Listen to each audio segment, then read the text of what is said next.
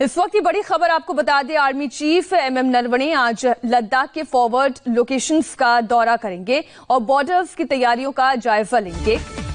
Army chief के इस दौरे से पहले आज भी सुखोई विमान लद्दाख में उड़ान भर रहे हैं। वहां की जो तस्वीरें हैं वो ये बताती हैं कि भारत किस तरीके से अपनी आर्मी को, अपने एयरफोर्स को वहां पर मजबूत बनाए हुए है। डिप्लॉयमेंट वहां पर हेवी डिप्लॉयमेंट किया गया है, चाहे फिर वो आर्मी का हो या फिर एयरफोर्स का हो। एलएसी की तैयारियों का जायजा लेने के लिए आर्मी चीफ एमएम नरवणे आज फॉरवर्ड लोकेशंस पर भी जाएंगे। इस वक्त की बड़ी खबर एक बार फिर आपको बता दें, अब से थोड़ी देर में वो फॉरवर्ड लोकेशंस की तरफ जाएंगे। लद्दाख में आज आर्मी चीफ टॉप कमांडर से भी मुलाकात करेंगे। आपको ये जानकारी दे दें, जनरल एमएम नरवणे के साथ आज मीटिंग में कौन कौन हिस्सा लेने वाले हैं। Lieutenant general Yogesh Kumar Joshi northern army commander हैं, lieutenant general Harinder Singh 14th corps commander हैं और साथ ही lieutenant general Rana Pratap Kalita 3rd division commander हैं। इन तीनों के साथ आज जनरल एमएम नरवणे महत्वपूर्ण बैठक करने वाले हैं। एलएसी से ही हमारे संवाददाता अमित पालित लगातार बॉर्डर से जुड़ी हुई खबरें हम तक पहुंचा रहे हैं। आर्मी चीफ इस वक्त लद्दाख के दौरे पर हैं। आर्मी चीफ का आज का क्या पूरा प्लान है, पूरा डे प्लान बता रही हैं अमित पालित सीधे बॉर्डर से। इंडियन आर्मी के चीफ जनरल एमएम नरवणे इस वक्त लद्दाख के दौरे पर हैं और आपको बता दें वो आज फॉरवर्ड एरियाज का दौरा करने जा रहे हैं। लेकिन साथ ही आप देखिए कि जो एयरफोर्स की तैयारी है वो पूरी तरह से मुकम्मल है।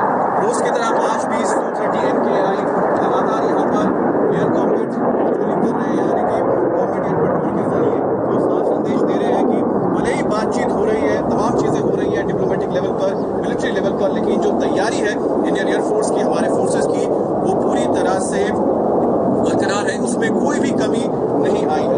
आपको बता दें कि जनरल नरवणे आज फॉरवर्ड एरियाज का दौरा करेंगे, खासतौर पे उन इलाकों में जहां पर टेंशन बहुत ज्यादा हाई है। जैसे कि उनकी दो तैयारी होगी, आपको बता दें, एक होगा दौलत बेग ओल्डी, उसके बाद गलवान वैली और उसके बाद पेंगोंग का इलाका। ये पूरा जो इलाका है यहाँ पर हमारे जो सेना है वहां पर आमने सामने है चीन के साथ, और इस पूरे इलाके में क्या हालात है इसकी जानकारी जनरल नरवणे को दी जाएगी। उनके साथ कौन कौन होगा ये भी आपको बता देते हैं। उनके साथ नॉर्दर्न कमांड के जो चीफ है यानी जीओसी है लेफ्टिनेंट जनरल वाईके जोशी होंगे। इसके अलावा 14 कोर के जो कमांडर हैं जीओसी हैं हरविंदर सिंह, लेफ्टिनेंट जनरल हरविंदर सिंह होंगे, जो 22 तारीख को जो बातचीत हुई थी चीन के जनरल के साथ, ल्यू लिन के साथ, उसमें शामिल थी। इसके अलावा 3rd डिवीजन जो यहाँ पर है, 3rd इन्फेंट्री डिवीजन के जो जीओसी हैं मेजर जनरल अभिजीत बापट भी उनके साथ होंगे।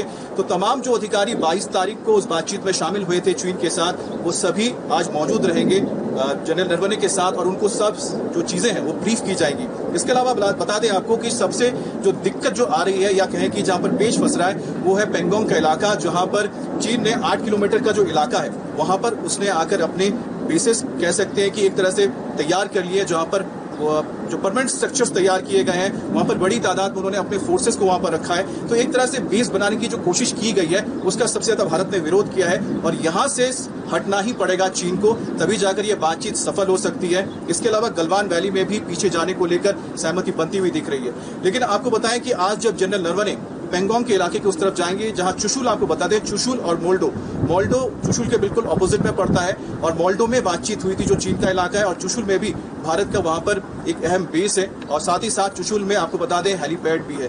तो उम्मीद ये की जा रही है वो इलाका है जहां पर आज बातचीत होगी हमारे जनरल की अपने बाकी कमांडर्स के साथ, और जो ग्राउंड रियलिटी है, ग्राउंड रियलिटी पर चर्चा की जाएगी, हालात पर चर्चा होगी और जिस बात पर सहमति बनी है या जिन बातों पर सहमति नहीं बनी है उन्हें पूरी जानकारी दी जाएगी। 22 तारीख को जो बातचीत हुई थी हमारे तमाम ये कमांडर्स तो साथ में थे ही, चाहे लेफ्टिनेंट जनरल हरविंदर सिंह हो या फिर मेजर जनरल अभिजीत बापट हो, साथ में उनके आपको बता दें कि जो यहाँ पर आईटीबीपी के जो यहाँ पर आईजी हैं, जो चीफ है जो इस इलाके को देखते हैं, वो भी उस बातचीत में शामिल थे। तो हो सकता है कि बातचीत में वो भी रहें, वो भी अपनी बातें उनको सारी चीजें बताएंगे हमारे आर्मी चीफ को। लेकिन जो चुशुल का इलाका है आपको बता दें भारत के लिए बहुत इंपॉर्टेंट है, और पेंगोंग का जो इलाका जो जाता है आपको बताएं फिंगर 8 के पास श्रीजाप जो एक इलाका, एक चोटी है छोटी सी, तो श्रीजाप का जो चोटी है वो भारत के लिए बहुत इंपॉर्टेंट है क्योंकि वहां से जो चुशुल का जो हेलीपैड है पूरा इलाका है बिल्कुल सामने आता है। तो अगर हमें चुशुल और चुशुल के पास जो हेलीपैड है जो हमारे लिए स्ट्रैटेजिकली बहुत इंपॉर्टेंट है, तो सो फिंगर 8 तक हमारा कंट्रोल होना बहुत जरूरी है।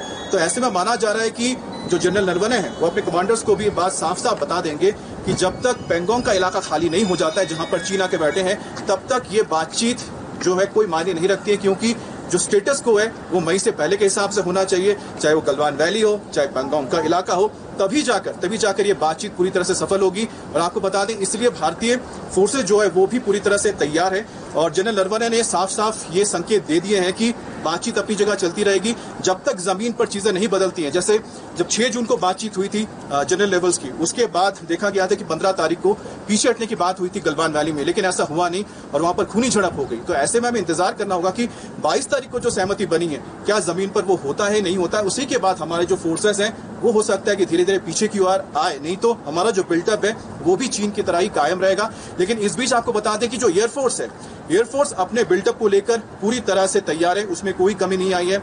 Su-30 MKIs लगातार यहां पर कॉम्बैट ड्रिल्स कर रहे हैं, एयर कॉम्बैट ड्रिल्स कर रहे हैं ताकि